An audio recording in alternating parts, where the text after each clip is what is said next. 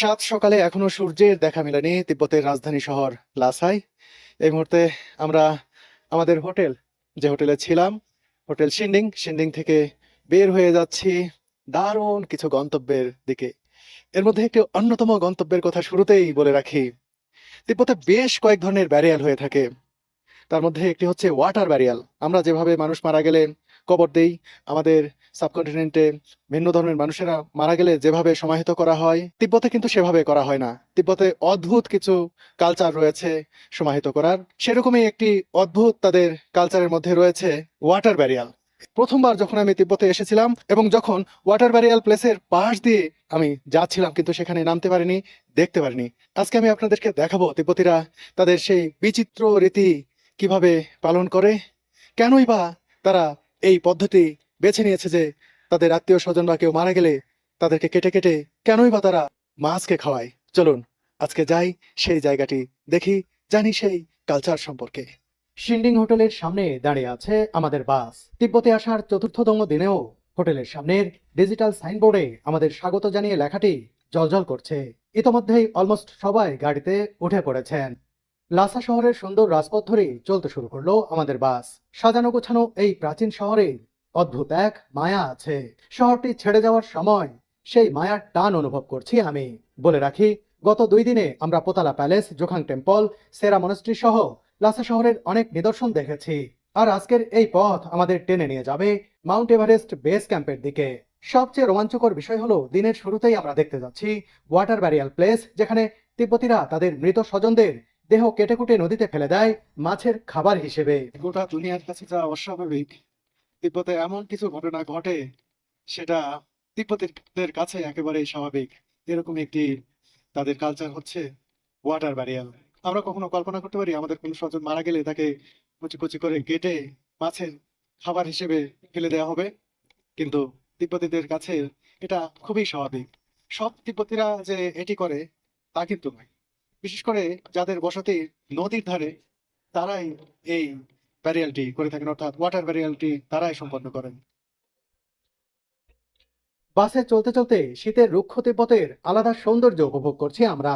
আজকে আমরা water burial place দেখবো। জি। এটা সম্পর্কে আপনি নিশ্চয়ই শুনেছেন কিছুটা। এটা আমার কাছে যৌক্তিক বা অযৌক্তিক বিষয়টা এরকম না। বিষয়টা হচ্ছে যে, এই সমাজে ওরা এইভাবে করে থাকে। আমরা আমাদের ধর্মে বা আমাদের এলাকায় আমরা ভিন্নভাবে করে থাকি। বাট তাদের সমাজে এটা কিভাবে করে বা কোথায় করে বা কিভাবে হয় সেই জায়গাটাতে, এইটা আসলে দেখার একটা বা জানার একটা আগ্রহ বা মানে মনের ভিতরে একটা আকাঙ্ক্ষা জন্ম দিয়েছে। তো এটা আমি মনে করি যে এটা একটা থ্রিল কাজ করছে। শুধু এই ওয়াটার ব্যারিয়ালই নয়, তিব্বতে আরো ব্যতিক্রমী, আরো বিরল ধরনের কিছু ব্যারিয়াল হয়ে থাকে যেগুলো এখানে মানুষ হয়তো বিশ্বাসই করতে চাইবে না। ওয়াটার ব্যারিয়ালের পাশাপাশি রয়েছে স্কাই ব্যারিয়াল। স্কাই ব্যারিয়াল এমন একটি পদ্ধতি তাদের, কেউ মারা গেলে পাহাড়ের উপরে নিয়ে যাওয়া হয়, এরপর শত শত শকুন আসে উড়ে সেই মরদেহ খাওয়ার জন্য। যতক্ষণ পর্যন্ত না শকুনগুলো মরদেহ খেয়ে উড়ে চলে না যায়, ততক্ষণ পর্যন্ত কিন্তু স্বজনরা পাশে অবস্থান করে এই দৃশ্যটি দেখে থাকে। এটাই তিব্বতের আরেকটি ব্যারিয়াল, অর্থাৎ স্কাই ব্যারিয়াল। আমাদের গাইড পেম্পাদা চলার পথে দেখা সবকিছু সম্পর্কে খুব সুন্দরভাবে বর্ণনা করে যাচ্ছেন। We take the road on the left hand side, which goes to Yamtrok Lake, Karula Glacier, Yangtze, then Shigaze. আমরা এখন চলে এসেছি চুশুল শহরে। এখানে লাসা নদী ও ব্রহ্মপুত্র নদ এক জায়গায় এসে মিলিত হয়েছে। এই পথের ধারের পাহাড়ের গায়ে সাদা রং দিয়ে অনেক মই আঁকা দেখতে পাচ্ছেন। এই মইগুলো দুইটি বিষয়কে ইঙ্গিত করে। প্রথমত, আপনি যদি জীবনে ভালো কাজ করেন, মৃত্যুর পর এই মই বেয়ে স্বর্গে চলে যাবেন। দ্বিতীয়ত, কেউ যখন কোনো সমস্যার বেড়াজালে আবর্তিত হয়, এই মই তাকে সমস্যা থেকে উত্তরণের সুযোগ করে দেয়। মই আঁকা এই পাহাড়কে পবিত্র জ্ঞান করেন তিব্বতীরা। তিব্বতে এমন অনেক পবিত্র পাহাড় রয়েছে। আসলে এখানকার প্রত্যেকটি গ্রামে একটি করে পবিত্র পাহাড় রয়েছে। তিব্বতীরা মনে করেন পবিত্র পাহাড়গুলো তাদেরকে বিপদ আপদ থেকে রক্ষা করে থাকে। কিছুক্ষণের মধ্যেই আমরা একটি ব্রিজের উপর দিয়ে চলতে শুরু করব। ব্রিজের অপর পাশে একটি পাহাড় দেখতে পাবেন। পাহাড়টির নাম চুরি। Churi.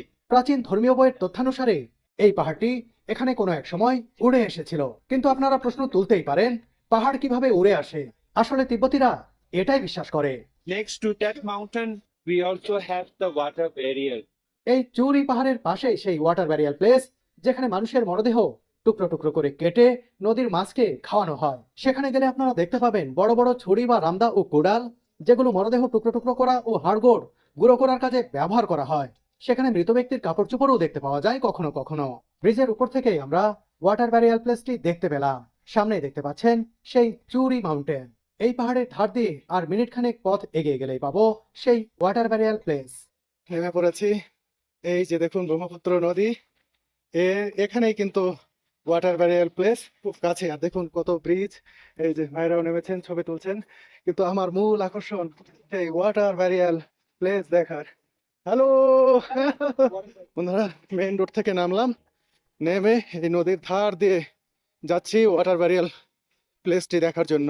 দারুণ এক উত্তেজনা কাজ করছে যে ওয়াটার ব্যারিয়ার প্লেস এবার একবারে কাছে থেকে দেখবো। সেবার যখন গিয়েছিলাম একবারে বাস থেকে দেখেছিলাম, কিন্তু এবার কাছে যে সেই জায়গাটি খুব ভালো করে দেখতে পারবো, আপনাদেরকে দেখাতে পারবো। সেই জায়গাটি যেখানে কেউ মারা গেলে তাকে নিয়ে এসে ডেড বডি কেটে কুটে এই নদীতে ফেলে দেওয়া হয় মাছের খাদ্য হিসেবে।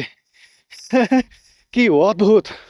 আমি যখন গতবার যখন এই দিক দিয়ে যাচ্ছিলাম, ওই যে ওই জায়গাটি, ওই যে উঁচু বন্ধুরা, ওই জায়গাটি, ওখানেই সম্পন্ন করা হয় ওয়াটার ব্যারিয়ার। গতবার যখন এই রাস্তা দিয়ে যাচ্ছিলাম, আমি নামার জন্য ছটফট করছিলাম, কিন্তু তখন এখানে বাসটি থামানো হয়নি।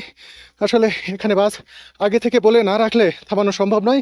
ইনফ্যাক্ট অন্য যে পর্যটক ছিল তারাও জানতো না, সে কারণে বলা হয়নি। কিন্তু আমার প্রবল আগ্রহ ছিল, কারণ এ সম্পর্কে আমি জেনে এসেছিলাম। আমি বলেছিলাম কিন্তু থামানো হয়নি। বলা হয়েছে যে এটা আগে থেকে না জানলে, জায়গা মতো প্লেস না করলে এখানে গাড়ি থামানো যাবে না। এদিক দিয়ে আমি চলে গিয়েছিলাম আর দেখেছিলাম অপলক দৃষ্টিতে এই জায়গাটি। চলে এসেছি সেই জায়গাতে।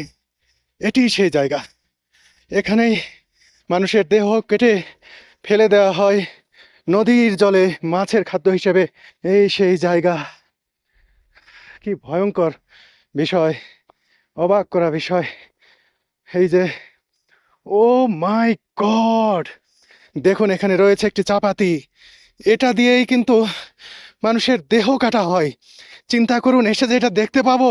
এই যে দেখুন এখানে একটি চাপাতি রাখা হয়েছে, এটা দিয়ে কত মানুষের দেহ কেটে ফেলা হয়েছে, দেহ টুকরো টুকরো করা হয়েছে, সেই দেহাবশেষ এই নদীতে ফেলে দেওয়া হয়েছে মাছের খাদ্য হিসেবে।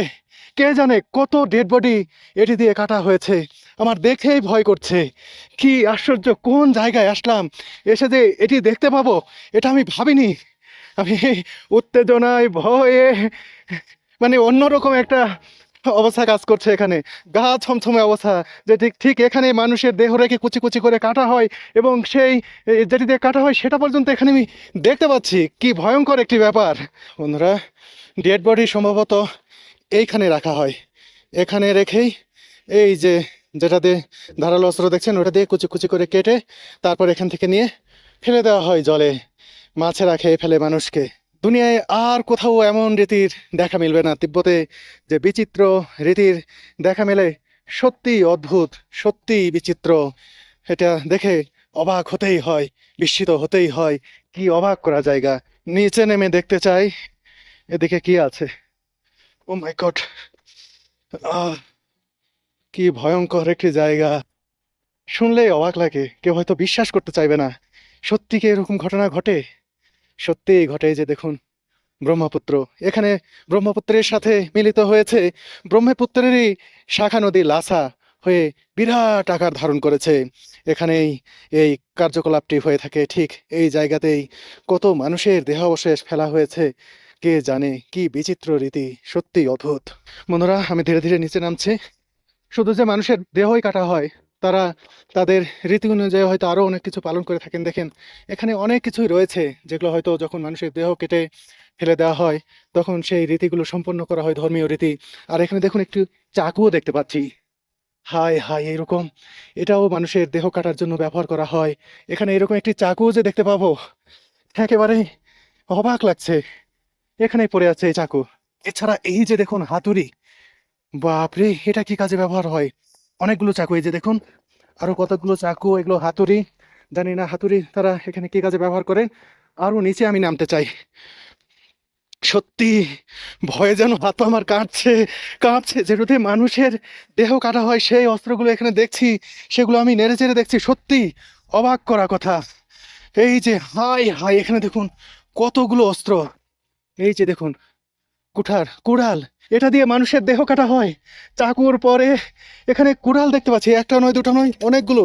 এখানে দেখুন এই যে চপার, এটা দিয়েও কিন্তু মানুষের দেহ কাটা হয়। এখানে অনেকগুলো কুড়াল রয়েছে, দেখুন এই যে চাইনিজ কুড়াল। কি আশ্চর্য, কত মানুষ কাটা হয়েছে এই কুড়াল দিয়ে, আর ফেলে দেওয়া হয়েছে এই নদীতে। মাছেরা মানুষের ডেড বডি খেয়ে গেছে। হাই হাই, এখানে কাঠ রয়েছে অনেক বড়, অনেকগুলো কুড়াল এখানে আমি দেখতে পাচ্ছি, একটি দুটি নয়, অনেকগুলো। সেগুলো সবগুলো এখানে রাখা হয়েছে। এই যে চপার, একটা দুটা নয়, অনেকগুলো, অনেক। এগুলো কি দেখছি আমি, এই যে এই একটা কুড়াল, অনেকগুলো কুড়াল। আমি ভয়ে জড়সড় হয়ে যাচ্ছি। এখানে দেখুন, এটাও অনেক বড়, এটা এটা আমার দেখা সবচেয়ে বড় কুড়াল এখানে। কতবার বলবো যে এগুলো দিয়ে মানুষ কাটা হয়েছে।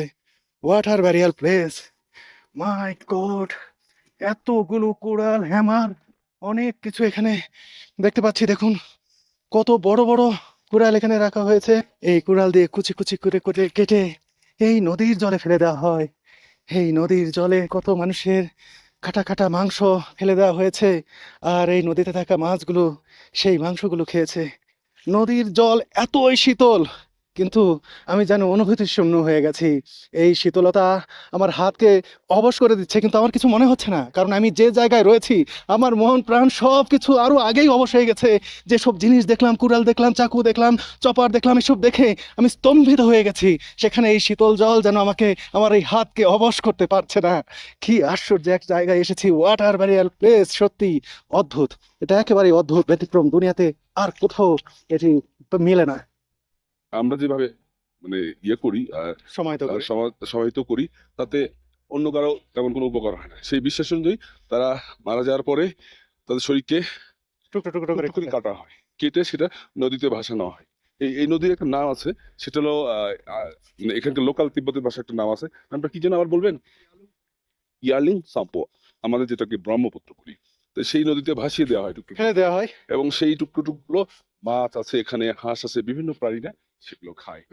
হ্যাঁ, সেই মানে এটা কারণ অন্য কোনো প্রাণী সেটা আবার খায়, তার জন্য সেটা এই উপকার। জায়গায় এসে আপনার কেমন লাগছে? তা আমার অনুভূতি তো অবশ্যই এখানে মানে এক্সট্রিম কোল্ড যদিও, তারপরেও সেই ঠান্ডাকে ঠান্ডা মনে হচ্ছে না, কারণ একটা নতুন অভিজ্ঞতা। নিলয় কেমন লাগছে এখানে এসে? এটা একটা খুব বিচিত্র অভিজ্ঞতা, কারণ তবে এটা তাদের সংস্কৃতি, এটা নিয়ে আসলেই অবাক হওয়ার কিছু নাই। কারণ এটা আমাদের কাছে খুব নিষ্ঠুর এবং একটু আনইউজুয়াল মনে হলেও আসলে ব্যাপারটা অতটা আনইউজুয়াল না যদি আপনি সেভাবে চিন্তা করেন।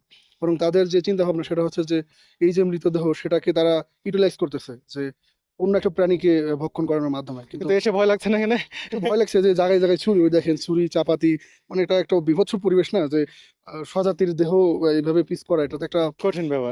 মানে বিশাল একটা মানসিক সাহসের প্রয়োজন হয় এটা করার মতো। এটা খুবই আনইউজুয়াল একটা অ্যাক্টিভিটিস এটা।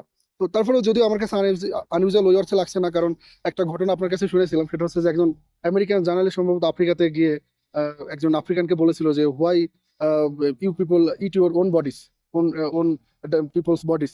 তো সে তখন বলছিল যে how do bury your bodies. তো আমেরিকান জার্নালিস্ট বলছিল we just dig the mud and bury them. তো বলছিল how cruel you are, you get your relatives bodies to eat by the insects. তো ব্যাপারটা ঠিক এরকমই, যে প্রত্যেকটা বাড়িয়ালি কিন্তু একই রকম, ঘুরে ফিরে একই রকম। কারণ এরা হয়তো বা কেটে কেটে মাছকে খাওয়াচ্ছে, কেউ কবর দিয়ে পোকামাকড়কে খাওয়াচ্ছে, কেউ পোড়াচ্ছে। তো কোনোটাই কিন্তু কম নিষ্ঠুর না। তবে এটা একেবারে আনইউজুয়াল, কারণ এর আগে কখনো এরকম বাড়িয়াল যা আছে পৃথিবীতে এটা জানতামই না। আমি ব্যক্তিগতভাবে মনে করি এটা আধুনিক পদ্ধতি আমি বলবো। কারণ হচ্ছে আমি মৃত্যুর সাথে সাথে যদি আমি আমার চোখ অথবা শরীরের অন্য কোনো অঙ্গ আমি দান করে যেতে পারি, এবং এটা যদি কারোর উপকারে লাগে, সেখানেই আমি মনে করি সার্থকতা। তো এরা যে কাজটা করে, মৃতদেহ কেটে টুকরো টুকরো করে আহ, এই ব্রহ্মপুত্রে ফেলে দেয়, এগুলো মাছে খায়। তার মানে এগুলো তাদের অন্য কোনো প্রাণী উপকৃত হচ্ছে। তো এখানেই সার্থকতা।